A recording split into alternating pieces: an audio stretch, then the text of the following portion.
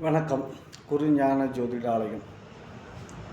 இப்போ கோடீஸ்வர யோகம் அதை பற்றி நாம் கொஞ்சம் பார்க்கலாம். அதுக்கு உள்ளான ஒரு ஒரு பாடல் பார்த்துட்டு அதுக்கு மேல் நம்ம அதை பார்ப்போம். அதாவது என்னென்னா, வல்லரவு கேந்திரத்தில் தனித்து நின்று மறைவனோடு இசைஞானி மருவக்காணில் எல்லையில்லா நிதிக்கு இறைவன் இவனே என்று இயம்புவதற்கு ஏதுவாய் இருப்பான். மற்றும் நல்லவரென்று உரைப்போரில் சுங்கன் புந்தி நவகோணத்தில் இருப்பரில் நிரப்புவிய இல்லையென்று உரைப்போர்க்கும் மேலவர்க்கும் இரு நிதியம் உதவுகின்ற இறைவனாவான் அப்படிங்கிறாங்க.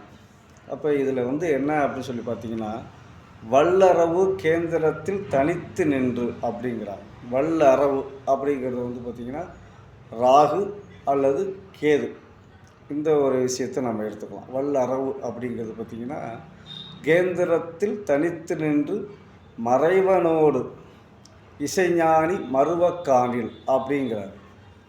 அப்போ என்ன இது வருது அப்படின்னு சொல்லி பார்த்தீங்கன்னா,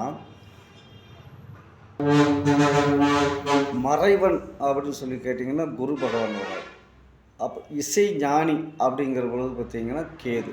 அப்போ மறைவனோடு இசைஞானி மருவக்காணில் எல்லையில்லா நிதிக்கு இறைவன் இவனே அப்படிங்கிறாங்க. அப்போ மறையவன் அப்படிங்கிற ஒரு குரு பகவானோடு கேது இணைந்திருக்க, அதாவது ராகு கேந்திரத்தில் இருக்கணும். 1, 4, 7, 10ஆம் இடம்ங்கிறது கேந்திரம்.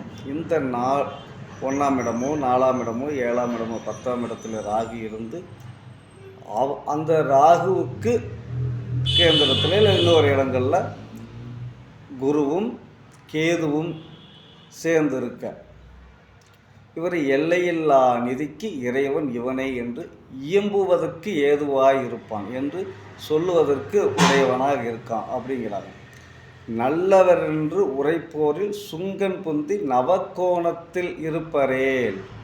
அப்போ என்னென்னா, சுங்கன் அப்படிங்கிறது பார்த்திங்கன்னா சுக்கிரன், புந்தி அப்படிங்கிறது புதன். இவங்க நவகோணத்தில் இருப்பதில் நிரப்புவிய இல்லை என்று உரைப்போர்க்கு மேலவர்க்கும் இருநிதியம் உதவுகின்ற இறைவனாவான். இப்போ இவங்க 2 பேரும் கோணத்தில் இருந்துட்டாங்கன்னு வைங்களேன். அவங்களுக்கு கோணத்தில் இருந்துட்டாங்கன்னா கேட்பவங்களுக்கு இல்லை என்று சொல்லாமல் இருநிதியம், அதாவது இதயம் 2 உள்ளவனாக இருப்பான் அப்படின்னு சொல்கிறாங்க.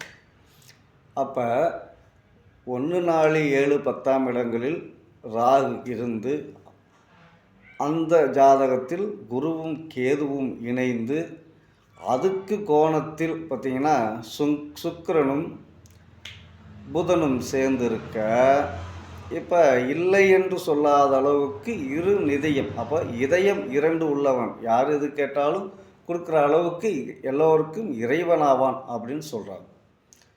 இது நம்ம முன்னோர்கள் சித்தர்கள் சொல்லி வச்ச பாடல்.